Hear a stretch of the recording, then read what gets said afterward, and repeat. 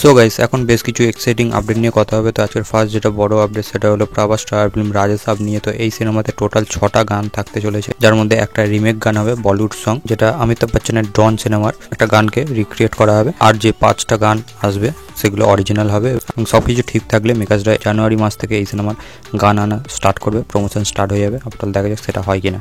এছাড়া Prabhas star film spirit যেটা direct করছে সন্দীপ রেড্ডি ভাঙ্গা, সে রিসেন্টলি একটা ইন্টারভিউতে জানিয়েছে যে স্পিরিট সিনেমার আপডেট তারা খুবই শীঘ্রই আনবে।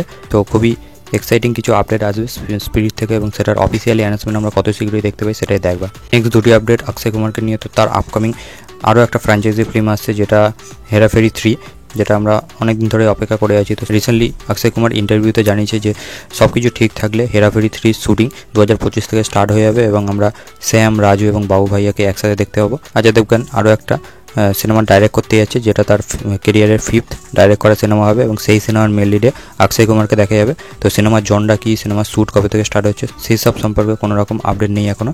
দেখা যাক পরবর্তী সময় কী আপডেট বেরিয়েছে এবং এটা কনফার্ম যে অজয় দেবগন এবং অক্ষয় কুমার একসাথে কাজ করছে, অ্যাক্টর এবং ডাইরেক্টর ডুও।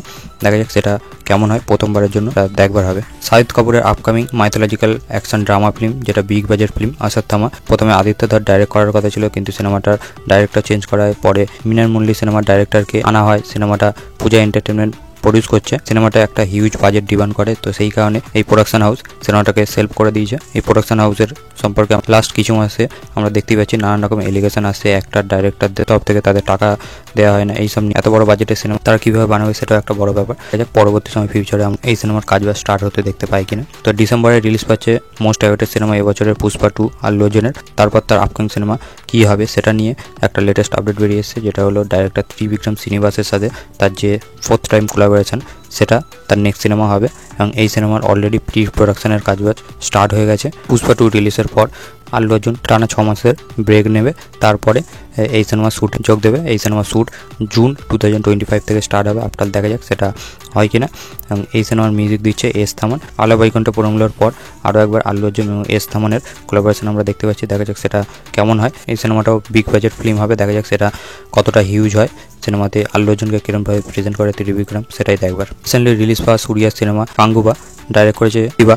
তো তার নেক্সট সিনেমা থালা আজিতের সাথে হবে, এটা AK 64 নম্বর সিনেমা। এই cinema shoot next year April থেকে স্টার্ট হয়ে যাবে এবং এই কোলাবোরেশনে প্রিভিয়াসলি বেশ কিছু ভালো সিনেমা তারা ডেলিভার করেছে। এবার দেখা যাক গাঙ্গুবা যেরকম বক্স অফিসে পারফর্ম করেছে, সিনেমাটাও যেমন বেরিয়ে এসছে তার থেকে তো এক্সপেকটেশন নেই। দেখা যাক, তবুও অজিত কুমারের সাথে যতবারই সে কোলাবোরেট করেছে সিনেমাগুলো ওভারঅল একটা এন্টারটেনিং ফিল্ম বেরিয়ে এসেছে। দেখা যাক এবারও সেটা হয় কিনা। এবছর রিলিজ হওয়া সিনেমা এবারকে নিয়ে ইনসাইড নিউজ বেরিয়ে এসেছে। সিনেমাটা রিসেন্টলি OTT-তে রিলিজ হয়েছে এবং সেখান থেকে অডিয়েন্সের তরফ থেকে ভালো কোনো রেসপন্স পাচ্ছে না। তো সিনেমাটা বক্স অফিসে রিলিজ হয়ে হিট ট্যাগ পেয়ে গেছিলো, কিন্তু তবুও সিনেমাটার পার্ট 2 আনবে কিনা সেটা নিয়ে চিন্তাভাবনা করছে এবং যতটা সম্ভব না আসারই চান্স আছে, কারণ NTR তো তার লাইন আপ খুবই ভালো। প্রসাদ নীলের সাথে ড্রাগন সিনেমাটা করছে, তাছাড়া নেলসন দিলীপ কুমারের সাথে একটা সিনেমা করার কথা আছে। এছাড়া ওয়ার 2 নেক্সট ইয়ার রিলিজ হবে। তো দেখবার এই সিনেমাটা তার মাঝে হয় কিনা, নাকি পার্ট 2টা সেলফ হয়ে যায় সেটাই দেখবার। মালায়ালাম অ্যাক্টর মোহনলাল, তার আরও একটা এক্সাইটিং সিনেমার অ্যানাউন্সমেন্ট খুবই শীঘ্রই হবে, যেই সিনেমাটা ডাইরেক্ট করবে আবেশাম সিনেমার ডাইরেক্টর জিতু মাধবন। তো এই কোলাবোরেশনটা যদি হয় খুবই দারুণ হবে, দেখবার হবে সিনেমার জনটা কী হয়, সিনেমাতে মোহনলালকে কিরমভাবে প্রেজেন্ট করা হয়। তো এটা অলমোস্ট কনফার্ম হয়ে গেছে, দেখা যাক কত শীঘ্রই আমরা এর অফিসিয়ালি অ্যানাউন্সমেন্ট দেখতে পাই। বলিউডে অনেকদিন ধরে নাগিন ফ্র্যাঞ্চাইজির স্ক্রিপ্ট নিয়ে কাজবাজ হচ্ছিল, যেটা অলমোস্ট 3 বছর ধরে কাজ হওয়ার পর ফাইনালি স্ক্রিপ্টের কাজবাজ পুরোপুরি কমপ্লিট হয়েছে। এই নাগিন ফ্র্যাঞ্চাইজির টোটাল 3টে সিনেমা আসবে। এই সিনেমার প্রডিউসার নিখিল সে নিজে রিসেন্টলি জানিয়েছে এবং মেল লিডে আমরা শ্রদ্ধা কাপুরকে দেখতে পাবো। এই সিনেমার শ্যুট 2025 থেকে স্টার্ট হয়ে যাবে। দেখা যাক প্রিভিয়াসলি শ্রীদেবী বা আরও অন্য বলিউডে এরকম নাগিন ফ্র্যাঞ্চাইজি সিনেমা হয়েছে, কতটা তারা সাকসেসফুলি ডেলিভার করতে পারে সেটাই দেখবার। লাস্ট অ্যান্ড ফাইনাল আপডেটটি NBK 109 নিয়ে। তো নন্দমুরি বালাকৃষ্ণের 109 নম্বর সিনেমা, যেটা ডাইরেক্ট করছে ববি কোহলি। সিনেমার টাইটেল অ্যানাউন্সমেন্ট করে দেওয়া হয়েছে, যার সাথে একটা টিজার এসছে। তো সেই টিজারে বালাকৃষ্ণকে যেরকমভাবে প্রেজেন্ট করা হচ্ছে দেখে ভালো লাগছে। এস থামানের BGMটাও খুবই বেশ ভালো লাগছে। তো সিনেমাতে ভিলেন হিসেবে আছে ববি দেওয়াল। এই সিনেমাটাও সংক্রান্তিতে রিলিজ পাচ্ছে 12 জানুয়ারি 2025। এই সিনেমার টাইটেল রাখা হয়েছে ডাকু মহারাজা। তো দেখবার সিনেমাটা বক্স অফিসে কেমন কি পারফর্ম করে। এবং ববি কোহলির লাস্ট ইয়ার রিলিজ পেয়েছিল ওয়াল্টার ভিরাইয়া, যেটা সংক্রান্তিতে এসে ভালো বিজনেস করেছিল। দেখা যাক এবার এই সিনেমাটা বক্স অফিসে কেমন কি পারফর্ম করে দেখা। তো এই ছিল আজকের বেশ কিছু লেটেস্ট আপডেট। আপনাদের কেমন কি লাগলো অবশ্যই কমেন্ট করে জানাবেন। আমার এই ভিডিওটা ভালো লাগলে লাইক করবেন, শেয়ার করবেন, চ্যানেলে নতুন হয়ে চ্যানেলটিকে সাবস্ক্রাইব করে দিয়ে যাবেন। Till then by.